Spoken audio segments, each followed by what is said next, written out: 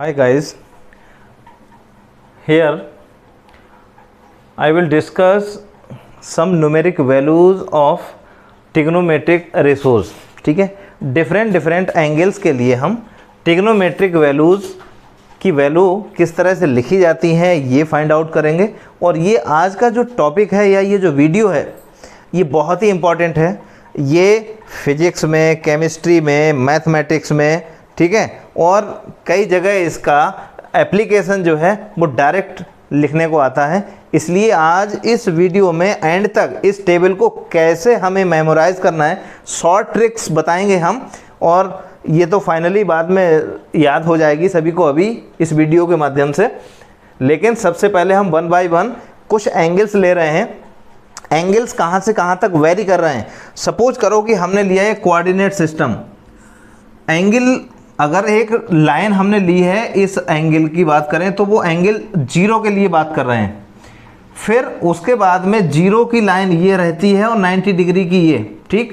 तो जीरो से लेकर 90 डिग्री के लिए, जीरो से लेकर 90 डिग्री के लिए ये जो फर्स्ट क्वाड्रेंट है, इस फर्स्ट क्वाड्रेंट में जीरो से लेकर 90 डिग्री तक डिफरेंट अगर ये लाइन है तो इस लाइन पर इस एंगल की वैल्यू एक्यूट एंगल की फॉर्म में आती है, ठीक। तो 90 डिग्री तक, जीरो से लेकर 90 डिग्री तक डिफरेंट एक्यूट एंगल्स बन सकते हैं।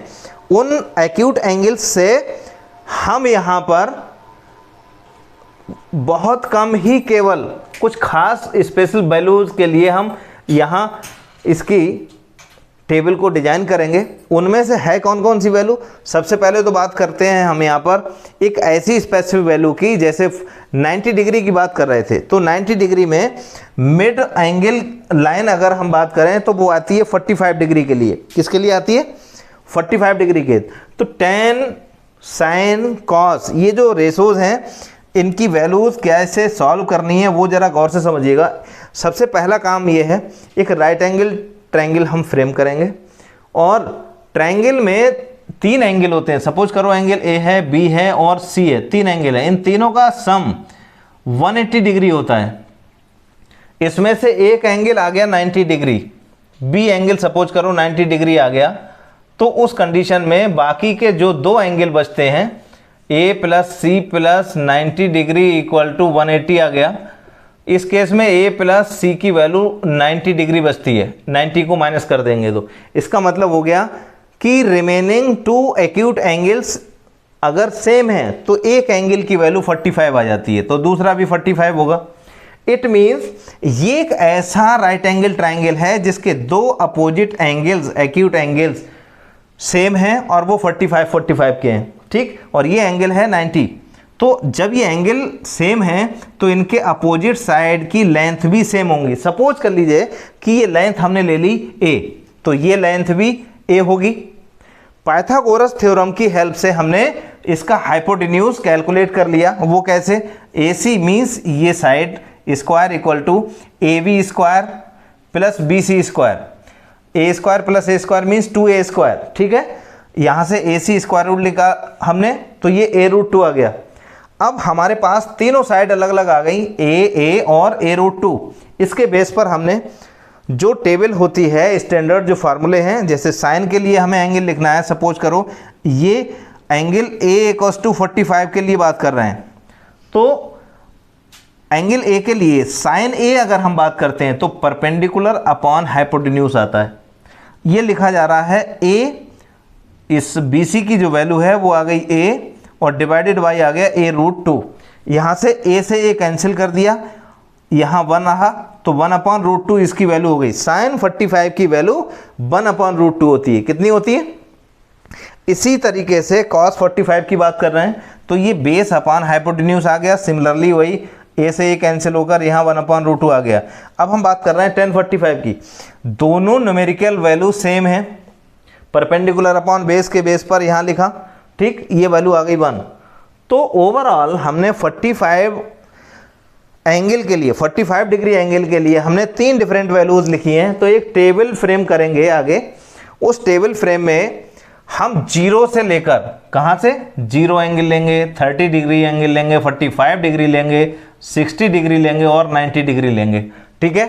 इतनी स्पेसिफिक डिफरेंट। तो हमने 45 डिग्रीज के लिए केवल 3 वैल्यू लिख ली है हमने, साइन कॉस और टेन की केवल 3 वैल्यू यहां हमने सॉल्व करके लिख ली हैं। ठीक है, क्लियर हो गया।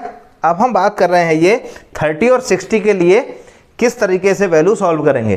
तो हमने एक इक्विलेटरल ट्रायंगल ले लिया जिसकी तीनों साइड सेम लेंथ की हैं। सपोज कर लिया कि लेंथ ऑफ साइड है ए और ए।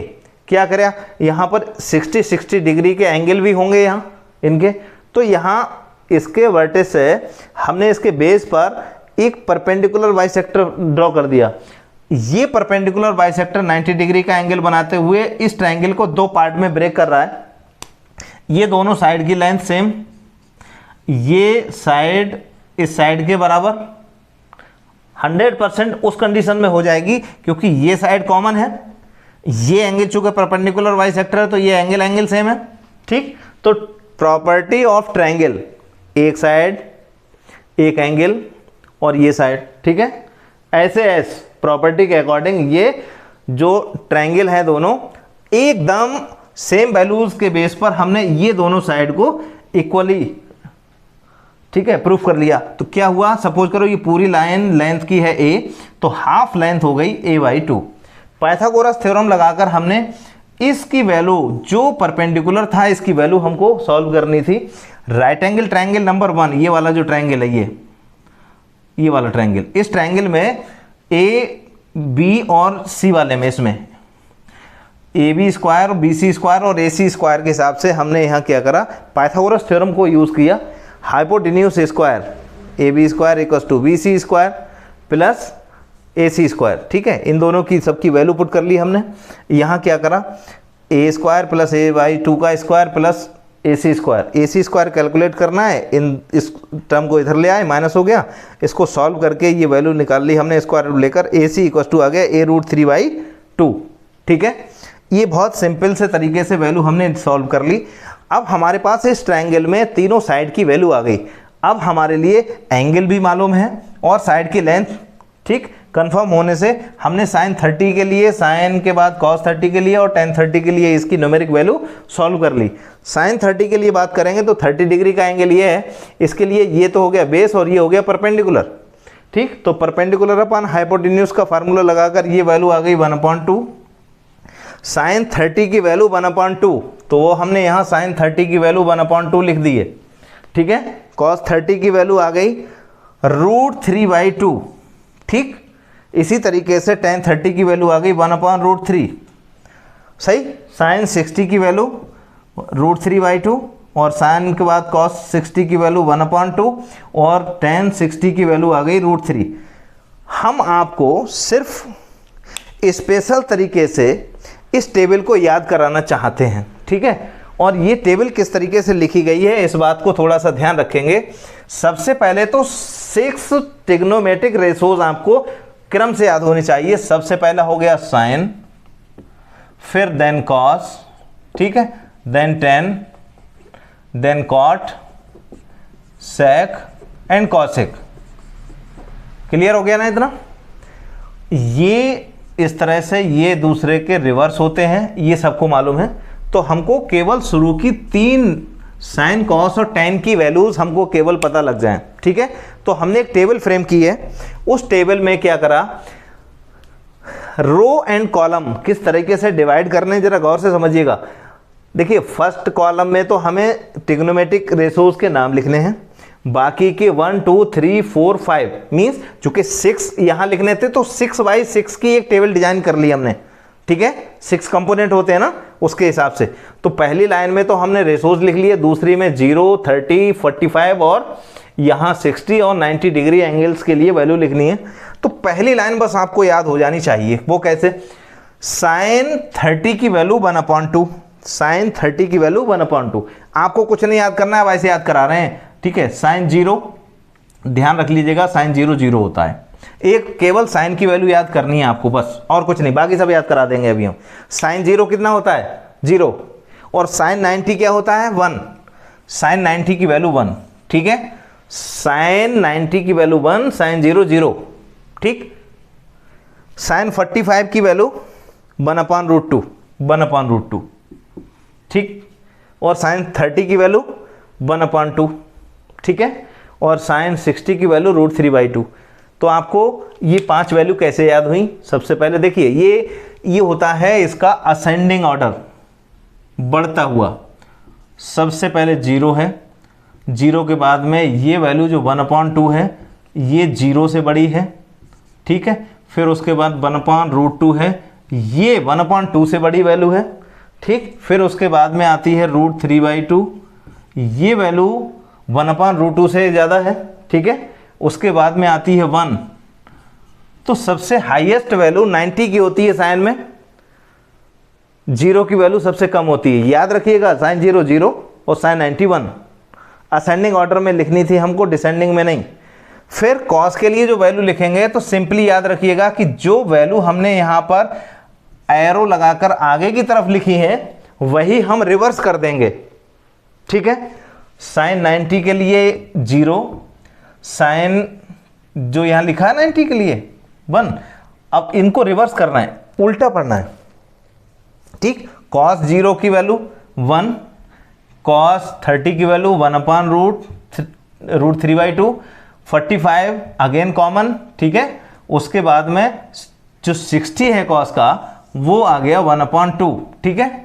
क्लियर हो गया ना इतना? तो दो जो वैल्यूज होती हैं ये इस तरीके से लिखी जाती हैं साइन और कॉस की, कि पहला जो रो है वो चलता है आगे के लिए और दूसरा रो चलता है पीछे के लिए। बस एक रो याद कर ली तो दूसरी अपने आप उसका रिवर्स लिख देंगे हम, ठीक है। क्लियर हो गया इतना?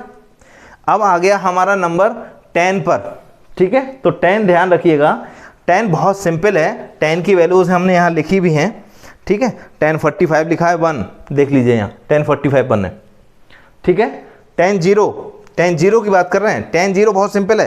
10 0 जो लिखा जाता है वो परपेंडिकुलर अपॉन बेस लिखा जाता है। अब चूंकि ये एंगल, सपोज करो कि एक ट्रायंगल हमने बनाया है ऐसे, ठीक। अब ये एंगल 0 करना है हमें, तो 0 करेंगे तो एंगल में साइड वो ऐसी छोटी होती चली जाएगी, तभी तो लिखा जाएगा। तो परपेंडिकुलर की वैल्यू क्या हो जाएगी? 0, ठीक। बेस मैक्सिमम होगा, परपेंडिकुलर 0 होगा, तो इसलिए tan 0 की वैल्यू 0 हो जाती है। और यहां ये जो वैल्यू लिखी है 90 की, 90 का मतलब हो गया एक तरीके से ऐसी वैल्यू जो बेस अपॉन परपेंडिकुलर लिखी जाती है ना यहाँ, ठीक। अब वो 90 के लिए बात कर रहे हैं, तो 90 के लिए ये बेस की जो वैल्यू होगी वो हो जाएगी 0। तो 1/0 करेंगे तो इसका मतलब होता है इनफाइनाइट। तो 10 की वैल्यू 0 से लेकर इनफाइनाइट तक लिखी जानी है और बीच में वैल्यू लिखी जानी है यहाँ 45 के लिए 1। तो सिंपली आपको दो वैल्यू याद रखनी पड़ेंगी।